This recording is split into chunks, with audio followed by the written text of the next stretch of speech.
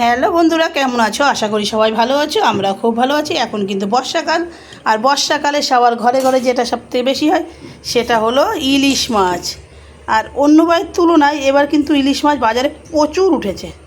দেখতে পাচ্ছ, ইলিশ মাছ করেছি, ইলিশ মাছের বেগুন দিয়ে তেল ঝাল করেছি, একদম পাতলা ঝোল, লঙ্কা বাটা আর জিরে বাটা দিয়ে।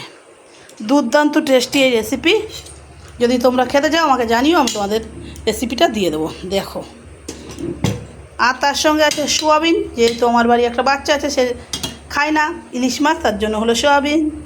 তার সঙ্গে রয়েছে ইলিশ মাছের একটু তেল, ইলিশ মাছ ভাজা, বেগুন ভাজা, আর তার সঙ্গে যেটা না হলে একদমই নয় সেটা হলো গরম গরম ধোয়া ওঠা ভাত।